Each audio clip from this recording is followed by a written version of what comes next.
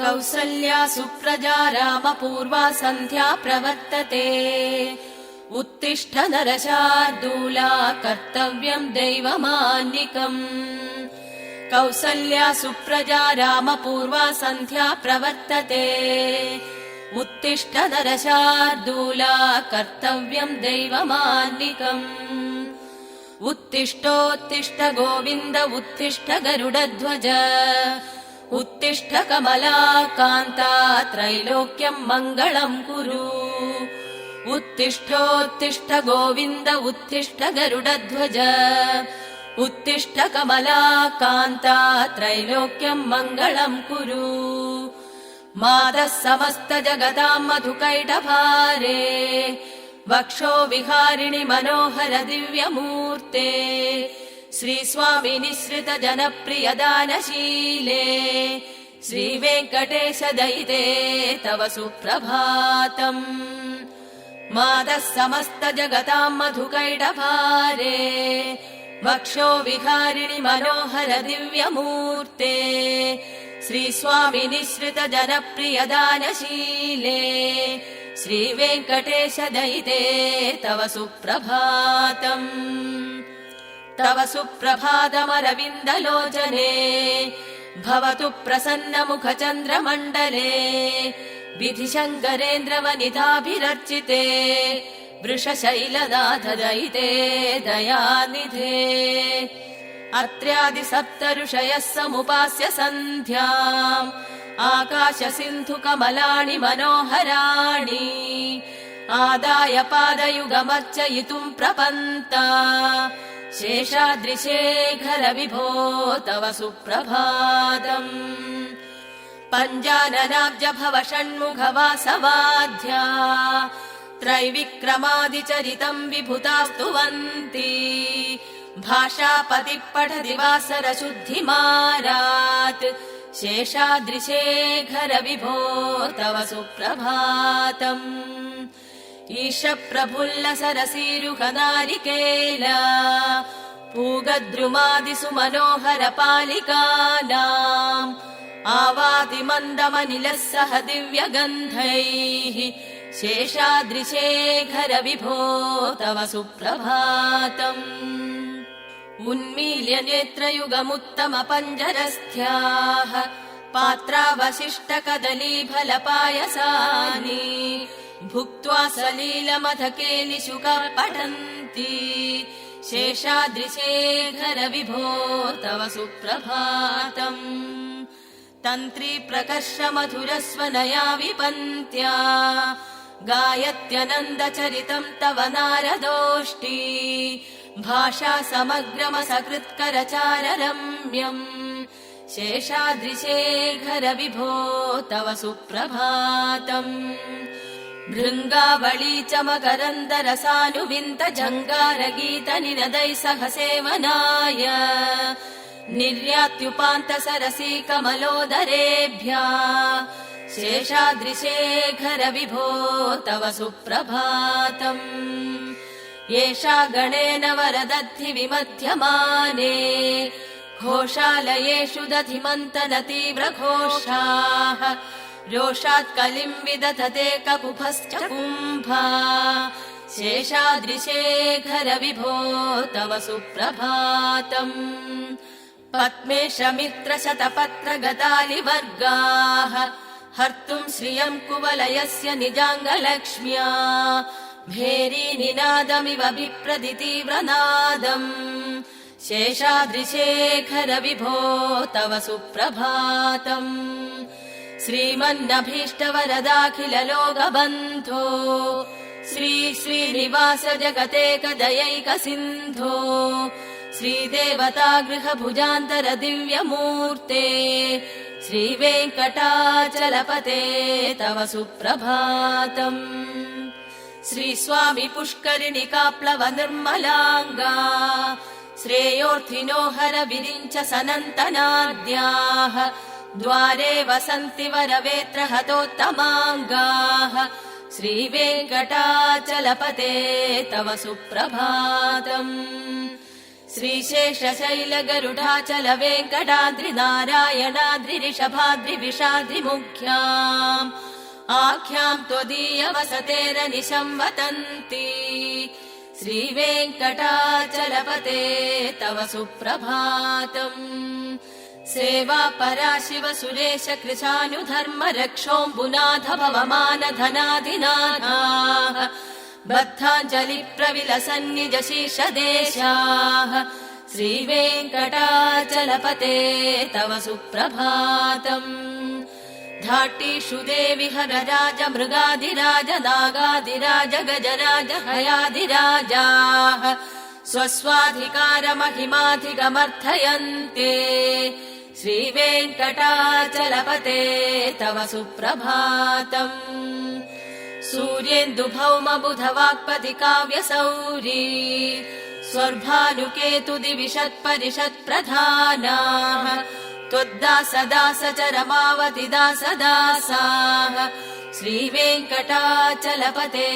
तव सुप्रभातम् त्वत्पादधूलिपरितस्फुरितोत्तमाङ्गाः स्वर्गापवर्गनिरपेक्ष निजान्तरङ्गाः कल्पागमाकलनयाकुलताम् लभन्ते श्रीवेङ्कटाचलपते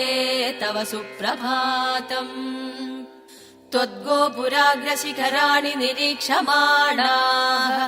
स्वर्गापवर्गपदवीम् परमाश्रयन्ताः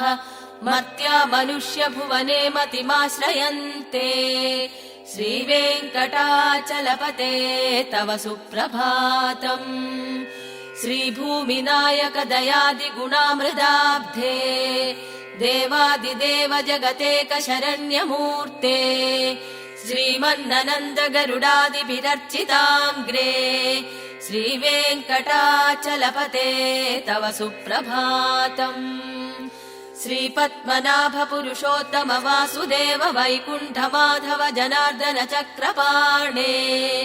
श्रीवत्स चिह्न चरणागत पारिजाता श्रीवेङ्कटाचलपते तव सुप्रभातम् कन्दर्पदर्पहर सुन्दर दिव्यमूर्ते कान्ताकुजाम्बुरुह कुट्मललोल दृष्टे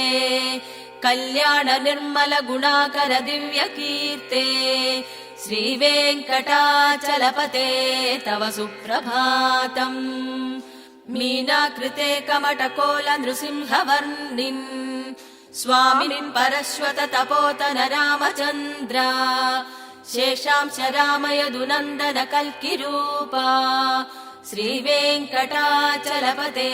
तव सुप्रभातम् एलालवङ्गघनसार सुगन्धितीर्थम् दिव्यम् वियत्सरिति हेम कटेषु पूर्णम् धृत्वाद्य वैदिक शिखामणयः प्रहृष्टाः तिष्ठन्ति वेङ्कटपते तव सुप्रभातम् भास्वानुतेति विगचानि सरोरुहाणि सम्पूरयन्ति निनदैकगुभो विहङ्काः श्रीवैष्णवा सततमर्थितमङ्गलास्ते खामाश्रयन्ति तव वेङ्कट सुप्रभातम् ब्रह्मादयः सुरवरासमहर्षयस्ते सन्तः सनन्दन मुखास्तव योगिवर्याः धामान्तिके तव हि मङ्गलवस्तु हस्ताः श्रीवेङ्कटाचलपते तव सुप्रभातम् लक्ष्मीनिवास निरवद्य गुणैक सिन्धो संसार सागर समुत्तरणैक सेतो वेदान्त वेद्य निज वैभव भक्त भोग्य श्रीवेङ्कटाचलपते तव सुप्रभातम् लक्ष्मीनिवास निरवद्य गुणैक सिन्धो संसार सागर समुत्तरणैक सेतो वेदान्त वेद्य निज वैभव भक्त भोग्य श्रीवेङ्कटाचलपते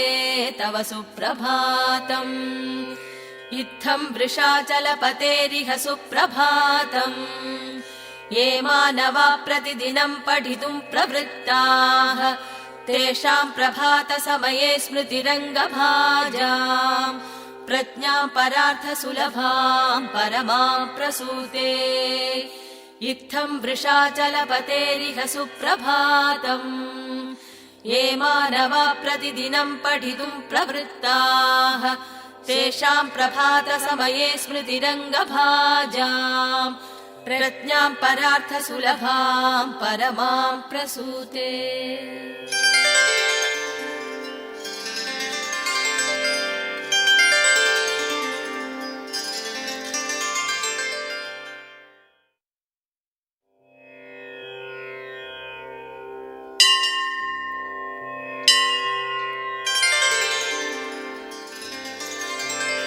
कमलाकुचूचुक कुङ्कुमतो नियतारुणिताकुलनीलतनो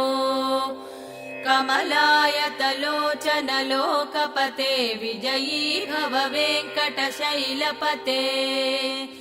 कमलाकुचूचुक कुङ्कुमतो नियतारुणिताकुलनीलतनो कमलायतलोचनलोकपते विजयी भव वेङ्कटशैलपते। स चतुर्मुख षण्मुख पञ्चमुख प्रमुखाखिल दैवतमौळिमणे शरणागत वत्सल सारनिधे परिपालय मां वृषशैलपते। अतिवेलतया तव दुर्विषहैरनुवेलकृतैरपरातशतैः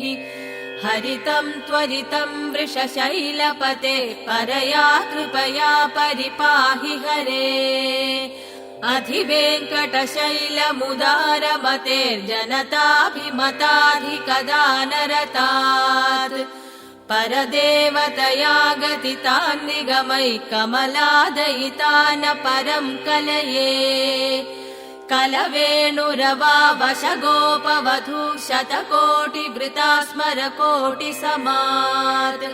प्रतिवल्लविकाभिमतात् सुखतात् वसुदेवसुतान् परं कलये। अभिराम गुणाकर दाशरथे जगदेकधनुर्धर धीरमते रघुनायक राम रमेश विभो वरदो भव देव दया जलधे। अवनीतनया कमनीयकरं रजनीकर चारुमुखाम्बुरुहम् रजनीचरराजितमोमिहिरं महनीयमहं रघुराममये। सुमुखं सुहृदं सुलभं सुखदं स्वनुजं च सुकाय ममोघशरम् अपहाय रघूद्वहमन्यमहं न कथञ्चन कञ्चन जातु भजे। विना वेङ्कटेशं ननाथो ननाथ सदा वेङ्कटेशं स्मरामि स्मरामि। हरे वेङ्कटेशं प्रसीद प्रसीद प्रियं वेङ्कटेश प्रयच्छ प्रयच्छ। विना वेङ्कटेशं ननाथो ननाथ सदा वेङ्कटेशं स्मरामि स्मरामि। हरे वेङ्कटेशं प्रसीद प्रसीद प्रियं वेङ्कटेश प्रयच्छ प्रयच्छ। अहं दूरतस्ते पदाम्भोजयुग्म प्रणामेच्छयागत्य सेवां करोमि। सकृत्सेवया नित्यसेवाफलं त्वं प्रयच्छ प्रयच्छ प्रभो वेङ्कटेश। अहं दूरतस्ते पदाम्भोजयुग्म प्रणामेच्छयागत्य सेवां करोमि। सकृत्सेवया नित्यसेवाफलं त्वं प्रयच्छ प्रयच्छ प्रभो वेङ्कटेश। अज्ञानिना मया दोषान् शेषान् विहितान् हरे क्षमस्वत्वं क्षमस्वत्वं शेषशैलशिखामणे। अज्ञानिना मया दोषान् शेषान् विहितान् हरे क्षमस्वत्वं क्षमस्वत्वं शेषशैलशिखामणे।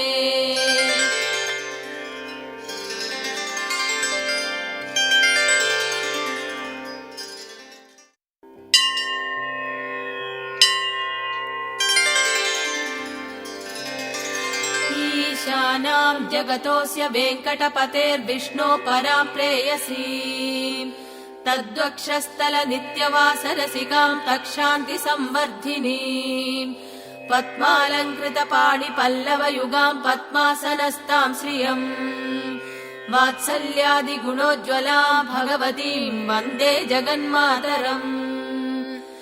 ईशानां जगतोऽस्य वेङ्कटपतेर्विष्णो परां प्रेयसी तद्वक्षस्थलनित्यवासरसिकां तक्षान्ति संवर्धिनी पद्मालङ्कृतपाणिपल्लवयुगां पद्मासनस्तां श्रियम् वात्सल्यादिगुणोज्ज्वलां भगवतीं वन्दे जगन्मातरम् श्रीमन्कृपाजलनिधे कृत सर्वलोक सर्वज्ञ शक्तनदवत्सर सर्वशेषिन् स्वामिन् सुशील सुलभाश्रित पारिजात श्रीवेङ्कटेश चरणौ शरणं प्रपद्ये आनूपुरार्पित सुजात सुगन्ध पुष्प सौरभ्य सौरभकरौ समसन्निवेशौ सौम्यौ सदानुभवनेऽपि नवानुभाव्यौ श्रीवेङ्कटेश चरणौ शरणं प्रपद्ये सद्यो विकासि समुदित्वर सान्द्र राग सौरभ्य निर्भर सरोरुह साम्य वार्ताम् सम्यक्षु साहस पदेषु विलेखयन्तौ श्रीवेङ्कटेश चरणौ शरणं प्रपद्ये रेखामयध्वज सुधा कलशादपत्र वज्राङ्कुशाम्बुरुह कल्पक शङ्ख चक्रैः भव्यैरलङ्कृत तलौ परतत्त्वचिह्नैः श्रीवेङ्कटेश चरणौ शरणं प्रपद्ये ताम्रोदरद्युति पराजित पद्मरागौ बाह्यैर्महोभिरभिभूत महेन्द्र नीलौ उद्यन्नघांशुभिरुतस्त शशाङ्गभासौ श्रीवेङ्कटेश चरणौ शरणं प्रपद्ये सप्रेम भीति कमलाकर पल्लवाभ्याम् संवाहनेऽपि सवदिक्लममादधानौ कान्ताववाङ्मनसकोचर सौकुमार्यौ श्रीवेङ्कटेश चरणौ शरणं प्रपद्ये लक्ष्मी महीततनुरूप निजानुभाव नीलादिदिव्य महिषीकर पल्लवानाम् आरुण्य संक्रमण तखिल सान्द्र रागौ श्रीवेङ्कटेश चरणौ शरणं प्रपद्ये नित्य नमद्विति शिवादि किरीट कोटि प्रत्युक्त दीप्त नवरत्न महप्ररोरहैः नीराजनाविधि मुदारमुपारदानौ श्रीवेङ्कटेश चरणौ शरणं प्रपद्ये विष्णोपदे परम इत्युयुत प्रशंसौ यौमत्थ उत्स इति भोग्यतयाप्तपातौ भूयस्ततेति तव पाणितलप्रदिष्टौ श्रीवेङ्कटेश चरणौ शरणं प्रपद्ये पार्थाय तत्सदृश सारथिना त्वयैव यौ दर्शितौ स्वचरणौ शरणं व्रजेति भूयोऽपि मह्यमिह तौ करदर्शितौ ते श्रीवेङ्कटेश चरणौ शरणं प्रपद्ये मन्मूर्ध्निकाळिय फणे विकटाटवीषु श्रीवेङ्कटाद्रिशिखरे शिरसि श्रुतीनाम् चित्ते सनन्य मनसां समाहितौ ते श्रीवेङ्कटेश चरणौ शरणं प्रपद्ये अम्लानहृष्य तव नीतलकीर्ण पुष्पौ श्रीवेङ्कटाद्रिशिखराभरणायमानौ आनन्दिताखिल मनोनयनौ तवैतौ श्रीवेङ्कटेश चरणौ शरणं प्रपद्ये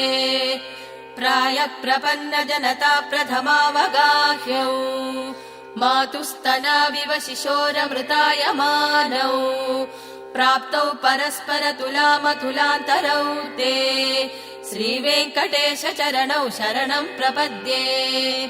सत्वोत्तरै सतत सेव्य पदाम्बुजेन संसार तारक दयाद्रधुगञ्चलेन सौम्योपयन्तृमुनिनाममदर्शितौ ते श्रीवेङ्कटेश चरणौ शरणं प्रपद्ये सत्वोत्तरै सतत सेव्य पदाम्बुजेन संसार तारक दयाद्रधुगञ्चलेन सौम्योपयन्तृमुनिनाममदर्शितौ ते श्रीवेङ्कटेश चरणौ शरणं प्रपद्ये श्रीशश्रिया खडिगया त्वदुपाय भावे प्राप्ये त्वयि स्वयमुपेय दया स्फुरन्त्या नित्याश्रिताय निरवद्य गुणाय तुभ्यम् स्याम् किङ्करो वृषगिरीश ददातु मह्यम् श्रीशश्रिया खडिगया त्वदुपाय भावे प्राप्ये त्वयि स्वयमुपेय दया स्फुरन्त्या नित्याश्रिताय निरवद्य गुणाय तुभ्यम् स्याम् किङ्करो वृषगिरीश न जातु मह्यम्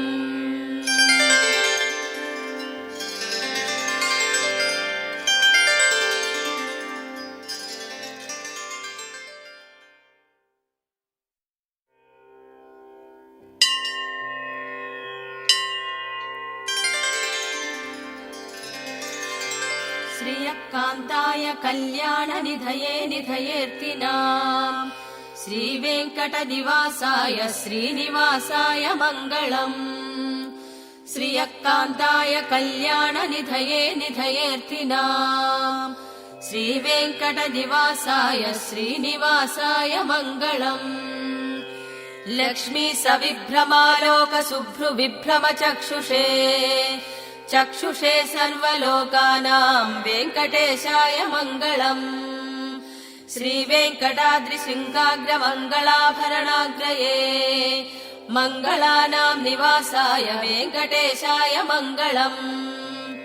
सर्वावयव सौन्दर्य सम्पदा सर्वचेतसाम् सदा सम्मोहनायासु वेङ्कटेशाय मङ्गलम् नित्याय निरवद्याय सत्यानन्दचितात्मने सर्वान्तरात्मने श्रीमद्वेङ्कटेशाय मङ्गलम् स्वतः सर्वविधे सर्वशक्तये सर्वशेषिणे सुलभाय सुशीलाय वेङ्कटेशाय मङ्गलम् परस्मै ब्रह्मणे पूर्णकामाय परमात्मने प्रयुजे परतत्त्वाय वेङ्कटेशाय मङ्गलम् आकालतत्त्वमश्रान्तमात्मनामनुपश्यताम् अतृप्तमृतरूपाय वेङ्कटेशाय मङ्गलम् प्रायस्वचरणौ पुंसाम् शरण्यत्वेन पाणिना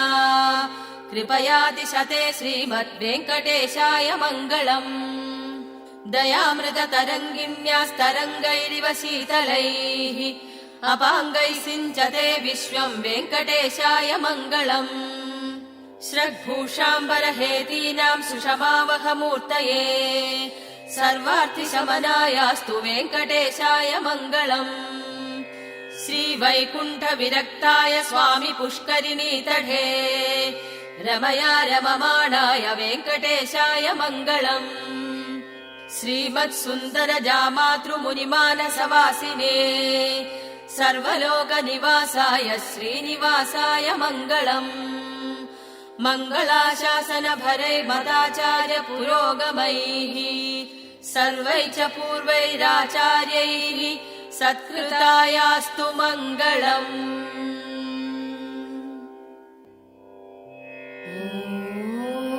नमो वेङ्कटेशाय।